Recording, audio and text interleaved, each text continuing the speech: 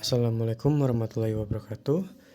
Perkenalkan, nama saya Alvin Davis Kiko Turunada dengan NIM 6070524300009. Pada kesempatan kali ini saya akan mempresentasikan sebuah materi dengan judul MSOTN of Product Overview. Sebelumnya dengan hormat saya pada Pak Iqbal selaku dosen pengampu mata kuliah Sistem Komunikasi Optik. Oke, langsung masuk saja ke materinya. Ini menjelaskan latar belakang pengembangan jaringan, di mana arsitektur jaringan semakin mengarah ke model yang lebih sederhana dan terpusat. Perangkat SDH, MSTP, hingga MSOTN yang digunakan saat ini terus berevolusi untuk mendukung kebutuhan bandwidth yang meningkat, sekaligus melayani berbagai jenis layanan pada backbone, metro, hingga edge network. Lanjut ke objektif. Pada bagian ini, tujuan pembelajaran dari materi ini dijelaskan dengan jelas, yaitu agar kita mampu mengenali tampilan dan fungsi perangkat SDH, MSTP, dan MSOTN di berbagai generasi, serta memahami jenis-jenis board di layer elektrik serta fungsinya pada masing-masing perangkat. Lanjut ke konten. Di sini ada dua bagian. Kita masuk ke bagian pertama, Common SDH, MSTP, MSOTN, subrek. Pertama, SDH MSTP Product Overview. Di slide ini kita melihat perbandingan evolusi produk dari SDH generasi awal, NG-SDH, hingga MSOTN. Terlihat jelas peningkatan kemampuan layanan mulai dari SDH dan PDH hingga mendukung paket dan OTN, serta peningkatan kapasitas line rate per slot yang semakin besar. Lanjut ke penjelasan Generation 1 SDH device. Slide ini memperkenalkan perangkat SDH generasi pertama seperti OptiX 155622H dan OptiX 2500 Plus dengan tampilan front dan rear subrek. Perangkat ini masih fokus pada layanan TDM tradisional dengan kapasitas yang relatif terbatas dibanding dengan generasi-generasi selanjutnya. Lalu di sini ada MSTP device. Pada slide ini ditampilkan perangkat MSTP seperti OSN 1500, OSN 2500, hingga OSN 7500 yang merupakan pengembangan dari SDH dengan kemampuan tambahan untuk layanan data. MSTP menjadi jembatan transisi antara jaringan TDM murni menuju jaringan yang mulai mendukung layanan berbasis dengan Ethernet. Lanjut ke slide selanjutnya, MSOTN device. OSN 1800 series. Di sini ada 3 device, memperkenalkan keluarga OSN 1800 series yang sudah masuk kategori MSOTN. Perangkat ini mendukung integrasi SDH, paket, dan OTN sehingga lebih fleksibel untuk berbagai skenario, jaringan metro, dan aggregation. Lanjut ke slide berikutnya, MSOTN device OSN 1800 Pro atau E6600 series. Di sini ada 4 device yang ditampilkan sudah dalam versi Pro dan E6600 series yang menawarkan kapasitas lebih besar dan desain chassis AC maupun DC. Seri ini ditujukan untuk kebutuhan jaringan dengan traffic tinggi dan reliabilitas yang lebih ketat. Lanjut ke slide berikutnya. Ada OSN 1800V Pro atau E6616 Function Areas. Slide ini menjelaskan pembagian area fungsi pada OSN 1800V Pro atau E6616 seperti area sistem kontrol, cross connect, clock board, slot service board, fan, dan power supply. Pembagian ini penting untuk memudahkan instalasi, pemeliharaan, dan troubleshooting perangkat. Lanjut ke slide berikutnya.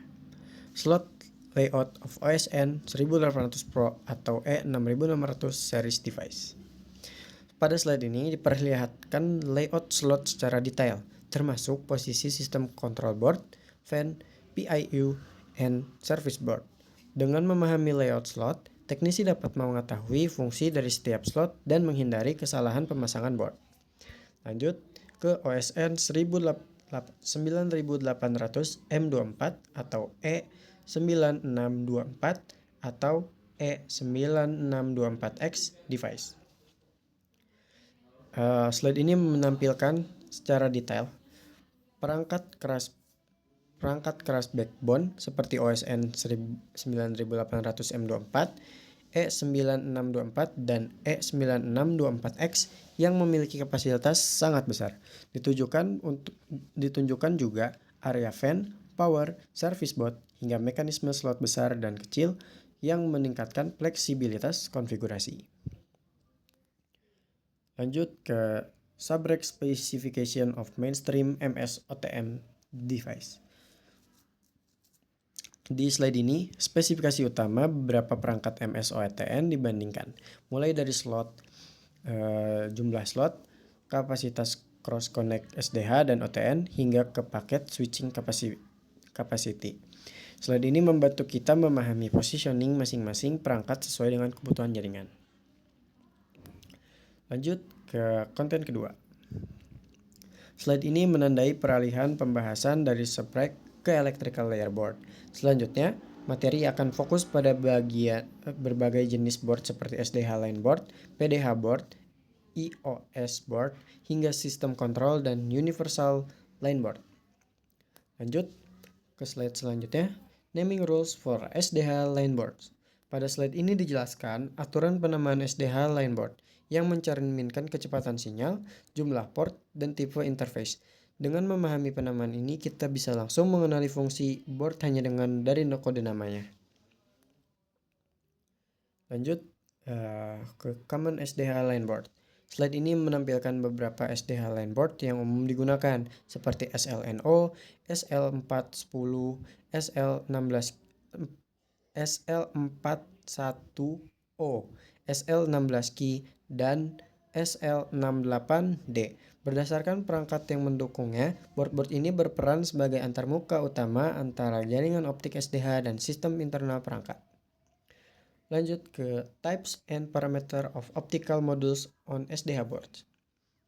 Di slide ini dijelaskan parameter modul optik SDH, termasuk jarak transmisi, bitrate, dan panjang gelombang. Informasi ini penting untuk memastikan modul yang digunakan sudah sesuai dengan kebutuhan link dan jarak jaringan. Lanjut ke common SDH board panel. Slide ini memperlihatkan tampilan panel depan sebagai SDH board pada perangkat yang berbeda. Dari sini kita bisa mengenali perbedaan fisik board serta jenis port yang tersedia secara visual. Lalu lanjut ke slide 20. Feature of SDH board and its position in the system. Sebagai penutup bagian dari SDH, slide ini menjelaskan fitur utama SDH board seperti dukungan concatenation, ALS, dan loopback, serta posisinya dalam sistem MS OTN yang terhubung dengan unit cross connect, PDH, dan EOS. Oke, lanjut konten kedua PDH board. Lanjut di slide ini ditampilkan berbagai jenis PDH board seperti PD1, DMS, OMS, hingga SP3D yang masing-masing memiliki fungsi berbeda dalam memproses sinyal E1 atau T1. Board-board ini memungkinkan integrasi layanan lama ke dalam jaringan transport modern. PDH board panel. Slide ini menunjukkan tampilan fisik dari panel PDH board pada berbagai perangkat. Dengan melihat panel ini, kita bisa mengenali jenis-jenis konektor, jumlah port, dan perbedaan implementasi PDH board pada OSN 1800 dan OSN 9800. Selanjutnya ada TPS OTPS board. Di slide ini dijelaskan konsep TPS dan OTPS, yaitu mekanisme proteksi layanan.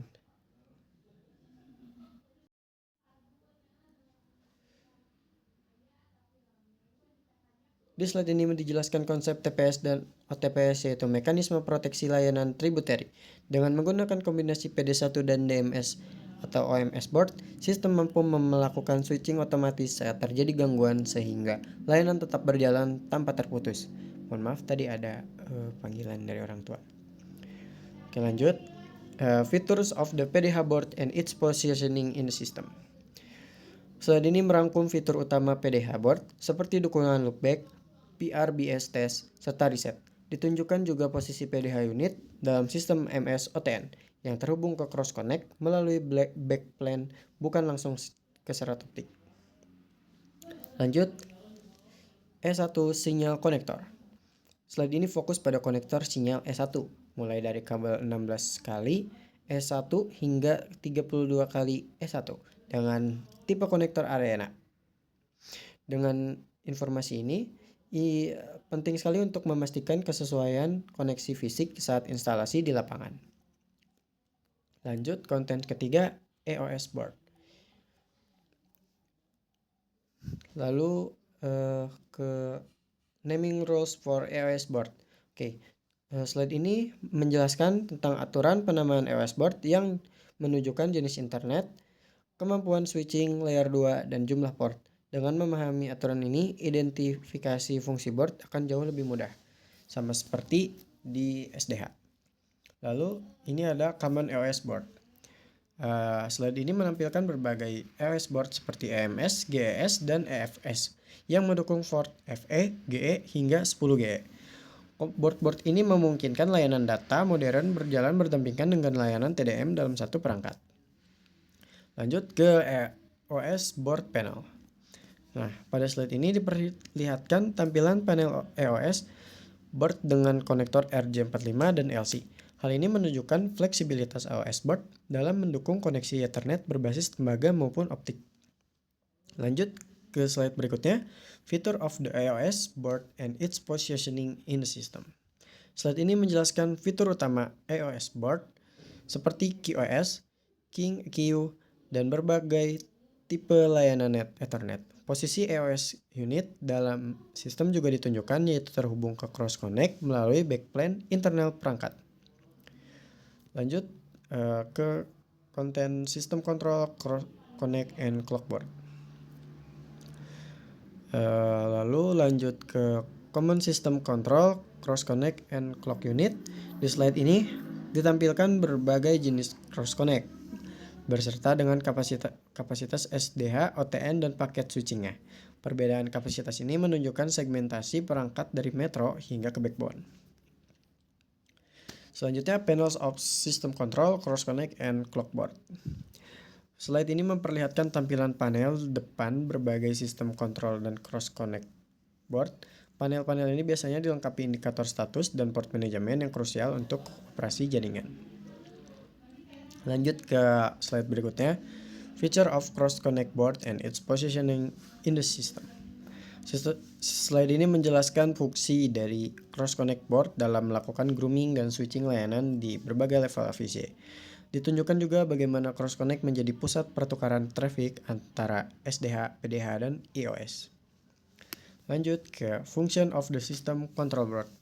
Pada sistem ini dijelaskan fungsi utama sistem control board, mulai dari manajemen konfigurasi, pengumpulan alarm, hingga pengendalian kipas dan power supply, sehingga stabilitas sistem tetap terjaga. Lanjut ke function and feature of the system control board on OSN 9800 M24 atau E9624. Slide ini membahas secara spesifik sistem control board pada OSN 9800, termasuk dukungan DCN, proteksi 1+1, dan ASON. Board ini memastikan perangkat backbone dapat beroperasi dengan keandalan yang tinggi. Lanjut, function and features of the system control board on E9624X. Slide ini menjelaskan kemampuan sistem control board dari E9624X yang mendukung layanan OTN dan SDH secara fleksibel, serta proteksi hot backup yang memungkinkan sistem berjalan saat terjadi kegagalan pada board. Lalu di sini ada function and feature of the system control board on OSN 1800P Pro atau E6616. Slide ini fokus pada sistem control board OSN 1800P Pro yang mendukung backup data real time, berbagai mode DCN, serta manajemen fan dan power supply untuk meningkatkan keandalan perangkat metro. Lanjut ke konten. Kita masuk ke universal line board. Di sini ada slide common OTN universal line board that support the SDH function. Nah, Di sini ditampilkan berbagai universal line board seperti U402, U210, dan A212 yang mampu mendukung OTN, SDH maupun hybrid service sehingga memudahkan evolusi jaringan tanpa mengganti perangkat. Lanjut ke Universal Line Board Panel. Slide ini memperlihatkan panel depan Universal Line Board pada berbagai perangkat. Dari sini terlihat variasi port dan modul optik yang mencerminkan fleksibilitas fungsi board tersebut. Lanjut ke function and feature of the Universal Line Board and its position in the system. Slide ini menjelaskan bahwa Universal Line Board dapat berperan layaknya SDH Line Board melalui konfigurasi software. Posisi board di dalam sistem memungkinkan integrasi layanan secara efisien. Lanjut ke konten terakhir, other boards. Kita ada OSN 1800 Pivro E6616 Power Supply. Slide ini menjelaskan sistem catu daya pada OSN 1800 Pivro, baik untuk AC maupun DC, lengkap dengan skema proteksi 1+1 untuk memastikan kontinuitas daya. Lanjut ke DC Power Supply areas of OSN 9800 M24, E9624 atau E9624X. Nah, di sini menunjukkan area distribusi power DC pada perangkat OSN 9800 dan E9624X yang dirancang untuk mendukung kebutuhan daya besar dan stabil pada jaringan backbone. Lanjut ke OSN 9800 M24, E9624, E9624X Power Module. Di slide ini dijelaskan dan diperkenalkan fungsi dari PIU sebagai modul power yang melakukan proteksi, filtering, dan monitoring tegangan secara real time untuk menjaga keamanan perangkat. Selanjutnya kita membahas soal fan. Fan adalah sistem pendingin perangkat termasuk fitur hot swappable dan pengaturan kecepatan otomatis. Pendinginan yang baik memastikan perangkat dapat beroperasi optimal dalam jangka yang panjang. Lanjut ke sudah selesai. Lanjut ke summary. Slide ini merangkum seluruh materi mulai dari subrack, jenis board, cross connect hingga modul pendukung sehingga peserta dapat mendapat gambaran menyeluruh tentang arsitektur MS OTN. Lanjut. Oke, sudah selesai. Thank you. Slide ini menjadi penutup presentasi dengan penegasan visi Huawei dalam menghadirkan koneksivitas digital yang andal dan integrasi untuk semua lapisan jaringan. Sebagai penutup, melalui pembahasan MS OTN ini kita dapat melihat bagaimana satu platform mampu mengintegrasikan layanan legacy dan layanan modern secara efisien, fleksibel, dan andal. Dengan pemahaman arsitektur board serta fungsi tiap komponen, kita diharapkan mampu merancang, mengoperasikan, dan mengembangkan jaringan transport yang siap menghadapi kebutuhan di masa depan. Terima kasih atas perhatian rekan-rekan semua. Assalamualaikum warahmatullahi wabarakatuh.